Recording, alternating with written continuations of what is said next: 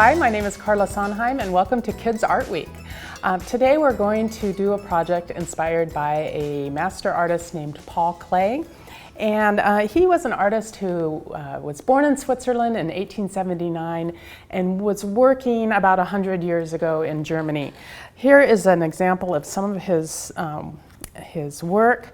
And you can see he's kind of all over the place in terms of style. He tried a lot of different media and a lot of different things. What we're going to do is kind of take inspiration from his grid paintings. And these are paintings that he did kind of to work with color all through his life. And some of them are quite neat like this, and some of them are a little messier. And today we're going to use your name as inspiration to create a painting, a grid painting that is kind of like this. I didn't have a sample of this in my book, but this is kind of where we're headed.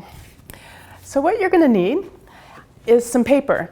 I have here a pad of mixed media. It's a regular kind of paper, so any kind of thick paper that will take watercolor. You'll also need some crayons, and I have just a few colors here.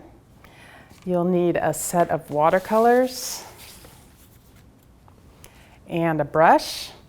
And I like these round brushes that come to a nice point, but any brush will probably work.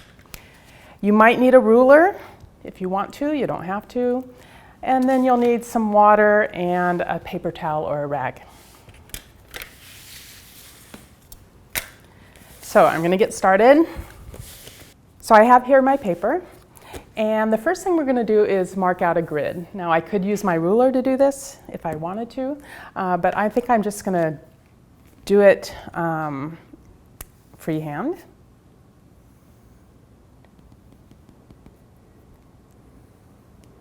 And you want the boxes to be pretty square. So I'm going to, let's see here, make a 3-row grid. So there's row 1, row 2, and row 3. And now I'm going to write my name in here. I've created for you a little sheet that kind of shows, I mean, you don't have to follow this if you don't want to, but this is kind of a way that I think Klee might have broken down his letters within the boxes. So I'm going to set that right here and just write my name right in the middle row. C A R. And I'm making sure I go right to the edges of the box. And I'm going right over the lines. And the reason for that, the reason you want to go to the edge of the lines is you want spaces to color in. And that's what we're going to do next with watercolor. And as you can see, this L has a little triangle here to color in, and here. This R has this sort of weird shape, and then all these little shapes. And we're going to color these in with different colors.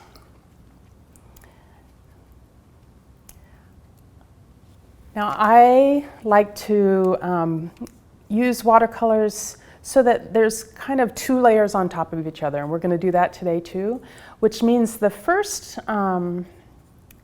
layer doesn't have to be that dark. So you can use lots of water and mix up a lot of paint or pigment. And I'm just going to test it on the side of my paper here. And that's a pretty good color. So I'm just going to start, I think I'll start by coloring in my C. And then I'm just going to move around the painting, adding my red color to some different areas.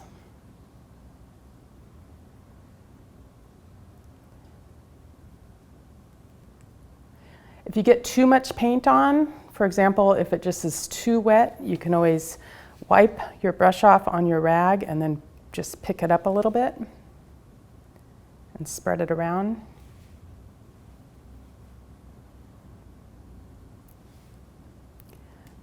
But can you see how the paint is pink and not red? It's red, but it's watered down to be sort of pink.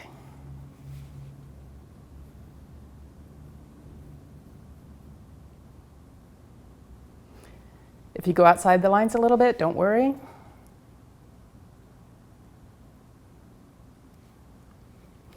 Now I'm going to pick a second color. Maybe I'll do blue. Lots of water. I'm just going to test it. Yes, it's nice and light. And the great thing about having crayon as our outline is the watercolor, it kind of acts as a barrier from the different squares. It's waxy, so it acts as a barrier.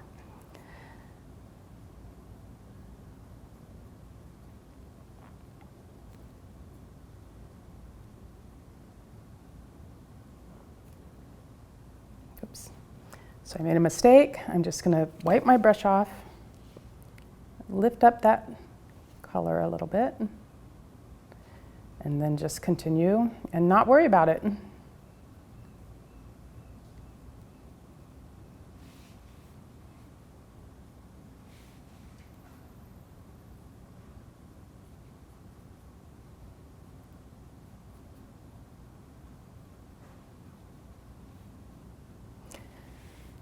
Now, if you have a smaller brush, it might not hold as much paint, so you might need to kind of go back in and dip into your paint. Just wanted to let you know that.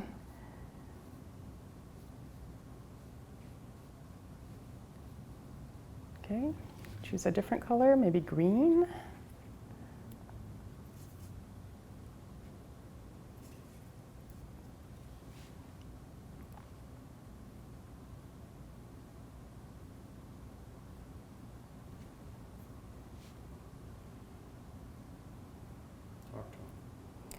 And I'm just filling in these little areas with my green.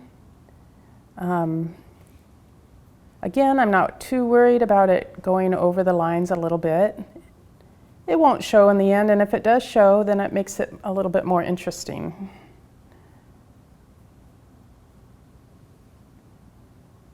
So I want to color in all my spaces.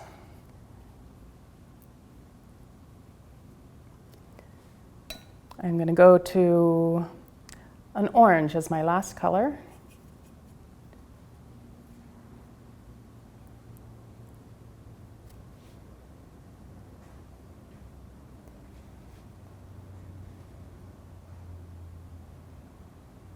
Oops.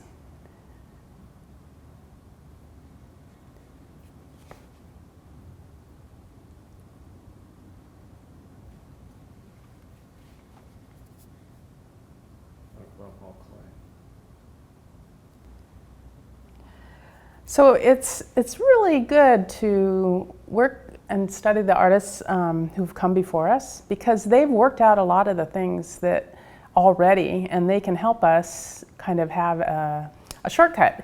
Paul Klee did these grid paintings to sort of learn about color and how colors look next to each other, and he did it his whole life, and so we can take his idea and do it ourselves too, and learn a little quicker possibly. I'm almost done coloring everything.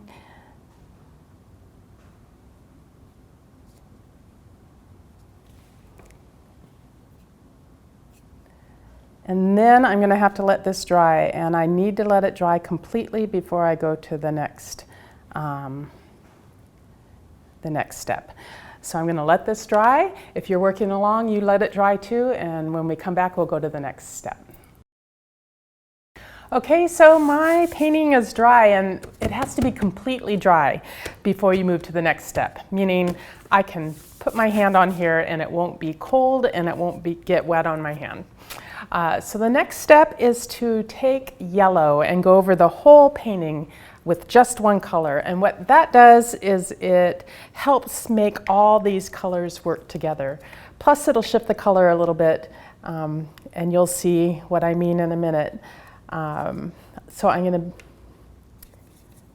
make myself a little pool of yellow. It doesn't have to be too dark. Remember, these are sort of lighter layers because 2 light layers make a dark layer. I'm just going to check my color here, and that's pretty good. Maybe I'll add a little bit more yellow. And then all I have to do now is go over the whole thing with yellow.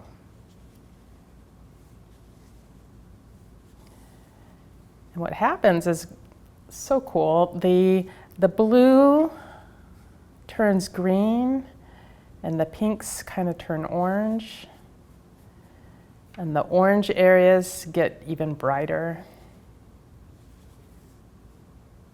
And if I'm just kind of gliding the paintbrush over here. If you scrub it, the color will start to move. So I'm just gliding the paintbrush over the top. And I've got my yellow all over, and now that needs to dry too.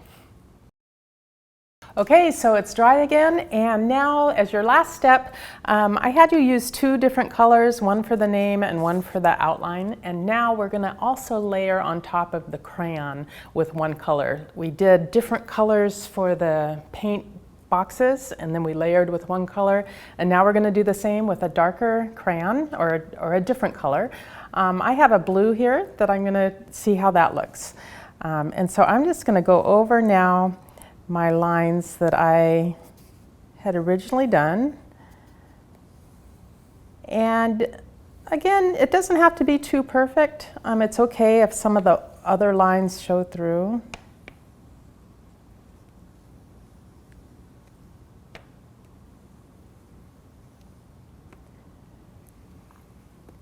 And then now I'm going to do the same thing with my name.